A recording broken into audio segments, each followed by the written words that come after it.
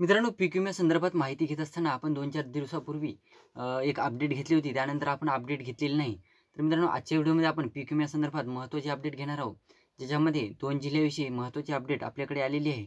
सध्या status change झालेले आहेत अशी अपडेट आपल्याकडे आलेली आहे. आणि त्यात मित्रांनो पीक पाहणीची डेटसुद्धा वाढलेली आहे.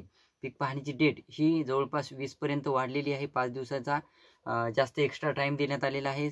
कालपासून 14 तारखेपासून पीक विम्याची पीक पाहणीची साईट चालत नव्हती, ती आता चालू झालेली आहे. आता 8:30-9 वाजल्यापासून. तर मित्रांनो, आता फायनली पीक विम्यासंदर्भात जी माहिती आलेली आहे ती समोर बघणार आहोत. तत्पूर्वी जर चॅनलवर नवीन असाल तर चॅनलला सबस्क्राईब करा आणि समोरील जे बेल आयकॉन बटन आहे ते दाबायला विसरू नका.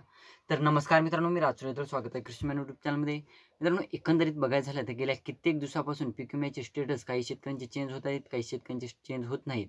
त्यात मित्रांनो, जवळपास हिंगोली जिल्ह्यातील बऱ्याच शेतकऱ्यांचे स्टेटस हे परत एकदा 0-0 गेलेले आहे.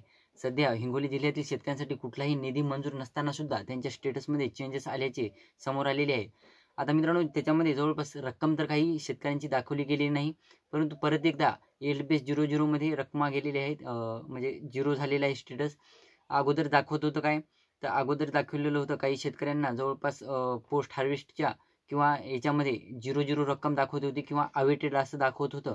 बऱ्याच शेतकऱ्यांचं अवेटेड दाखवत होतं, बऱ्याच शेतकऱ्यांना क्लेम नॉट पेड असं काहीतरी दाखवत होतं आणि बऱ्याच शेतकऱ्यांना हे क्लेम म्हणजे त्याच्यामध्ये क्लेममध्ये कुठलाही बदल दाखवत नव्हता. त्यामध्ये आता जवळपास हिंगोली जिल्ह्यातील शेतकऱ्यांच्या स्टेटसमध्ये 0-0 रक्कम दाखवलेली आहे. म्हणजे एक आस तयार झालेली आहे की हिंगोली जिल्ह्यातील शेतकऱ्यांना पीक विमा मिळण्याची शक्यता झालेली आहे. आपण अगोदरच्या व्हिडिओमध्ये सांगितलं होतं की जवळपास काही लोकप्रतिनिधींच्या माध्यमातून हिंगोली जिल्ह्यातील आता खटाटोप चालू झालेला आहे म्हणजे पीक विमा वाटपासंदर्भात. तर ते सुद्धा आपण माहिती घेतलेली होती. त्या अंतर्गत मित्रांनो, बेस 0-0 म्हणजे स्टेटस चेंज झाले हे महत्त्वाचं आहे. म्हणजे हालचाली सुरू झालेल्या आहेत पीक विम्यासंदर्भात. हिंगोली जिल्ह्यातील जे शेतकरी उर्वरित होते किंवा पात्र होते त्यांच्या पीक विम्यासंदर्भात हालचाली सुरू झालेल्या आहेत. ही अपडेट महत्त्वाची आहे. त्यानंतर बीड जिल्ह्यातून सुद्धा महत्त्वाची अपडेट आलेली आहे, ज्याच्यामध्ये जवळपास परत एकदा ज्या शेतकऱ्यांचं बेस म्हणजे अवेटेड वगैरे दाखवत होतं किंवा क्लेम सबमिटेड काही शेतकऱ्यांना दाखवत होतं परत एकदा, तर त्या शेतकऱ्यांचं परत एकदा बेस 0-0 गेलेलं आहे. म्हणजे एकंदरीत बघायचं झालं मित्रांनो, दोन्ही जिल्ह्यामध्ये रक्कम तर दाखवली गेलेली नाही, परंतु बेस 0-0 स्टेटस चेंज झालेले आहेत. म्हणजे इकडे बीड जिल्ह्यामध्ये सुद्धा हालचाली सुरू झालेल्या आहेत. पीक विम्यासंदर्भात काही ना काहीतरी अपडेट समोर येणार आहे.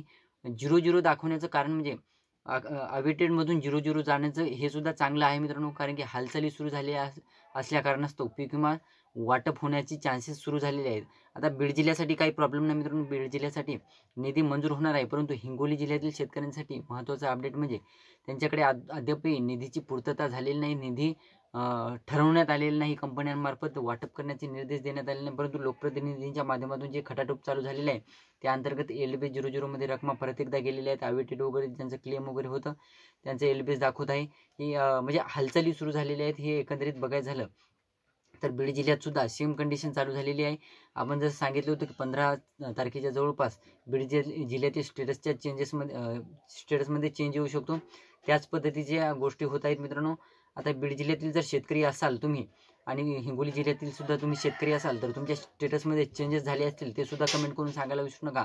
काही स्टेटसमध्ये रक्कम वगैरे दाखवली गेली असेल काही शेतकऱ्यांच्या, ते सुद्धा कमेंटमध्ये सांगा किंवा इंस्टाग्रामला मेसेज करून सांगायला विसरू नका.